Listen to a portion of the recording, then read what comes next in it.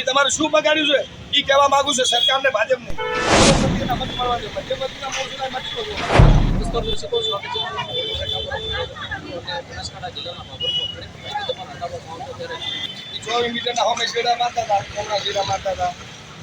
Bharatiya Janata party શેરો મારે શેરો બતાવવા માટે મારી 14 મીટરના હોમની ભારતીય જનતા પાર્ટીના ધારાસભ્ય બન્યા પછી મરાયા છે. ભારતીય જનતા પાર્ટીના ધારાસભ્ય બન્યા પછી શેરા માર્યા એ તમે પત્રકાર ના ખબર જ કહું.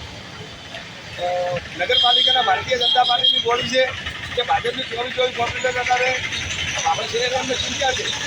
એમને એવું નથી કે કરોડપતિના મત મળવા દે, મધ્યમંત્રીના મોરચાના મત હોવા દે, કોઈ લારીવાળા કોઈ ગલ્લાવાળા બધાના મત હોવા દે.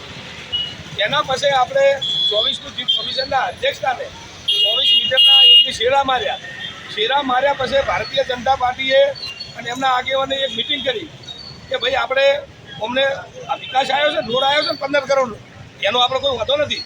વિકાસ માટે આપણે ભેગા જ છે. એને કોઈ આપણે વિરોધ કરવો હોય ના જોઈએ એવી મને ખબર પડે. એના પછી અમને એક બાબરની અંદર વિશ્વાપિતાએ ભારતીય જનતા પાર્ટીના આગેવાન એમની એક પહેલાં તો બધા ખનખન થઈ ગયા હતા કે 24 મીટરનું આપણે તોડી નાખો. એટલે મારી દુકાન આવતી ભારતીય જનતા પાર્ટીની દુકાન ગમે તેની આવતી. એના પછી એમને એવી વીરતા કરી કે હજી મારું બધું આપણને તો ભારતીય જનતા પાર્ટીના આગેવાનને એમની દુકાનો તૂટે 14 મીટરમાં. તો એમની એક સર્વે કર્યો અને એવી વીરતા કરી એના કરતાં આપણે વચલો ગાળો કાઢો. તો મારે એમને કહેવું છે કે એમની 10 મીટરનું આજની તારીખમાં ચીફ ઓફિસર એમનો આખો સ્ટાફ, પોલીસ સ્ટાફ 10 મીટરમાં એમની પૂરી નાખી હતી. હવે 10 મીટરની અંદર કોણ આવે ખબર છે? જો આ હોમે લારી છે,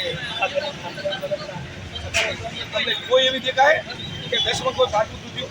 એક તમને ખાલી મને બતાવો. 14માં એમની 14 મીટરમાં તોડ્યું હોત ને તો અત્યારે ભારતીય જનતા પાર્ટીના અત્યારે અંદર મોલ આવેલ છે, અમુક દુકાનો આવેલ છે, એક મધ્યમ વર્ગનું કોઈ દબણ નહીં. ભારતીય જનતા પાર્ટીનું ભાગ દબણ છે અને એમને તાકાત હોય ને તો તમે 14 તોડો. એમને અભિનંદન આપી. અને જો કદાચ એમને કોઈ 4નો રસ્તો બતાવતી હોય ભારતીય જનતા પાર્ટી લઈને બચાવતા હોય ને તો દીવોદર ટ્રેન રસ્તાથી PWRનું જાણે દમણ આવ્યું ને અને રાધનપુર ટ્રેન રસ્તા સુધી તમને એક દાખલો આપું છું. તમે મારું ખૂબ ઇન્ટરવ્યુ લીધું કે અભિનંદન પ્રાપ્ત કર્યું. તો એમને 1000 રાખ્યું, એમને 100માં બચાવ્યા. 100 મીટરમાં એમને એવું કીધું કે આપણે ફેર સર્વે કરો. ભારતીય જનતા પાર્ટીના આગેવાન બીજા કોઈ નહીં પાછા. તો અમે 100માં કે ભારતીય જનતા પાર્ટીની આગેવાનની દુકાનોની બધું આવે છે તો 100 બચાવી દીધું. અને 18માં કોણ આવતું હતું કે કોઈ લારી છે, કોઈ ગલ્લા છે, કોઈ શાકભાજી છે, આ છે. મધ્યમ વર્ગના માણસો એટલે 500-1000 રૂપિયા કમાઈને જાય ને, મોજે કમાઈને જાય એટલે એમનો 10 જણોનો પરિવાર હોય ને તો એ લોકો રોટી ખાય અને વહેલું પછી ફેર ચા પાણી કરી ફેરું બનાવવામાં જેવાને 1000માં ખાવામાં આવ્યું છે.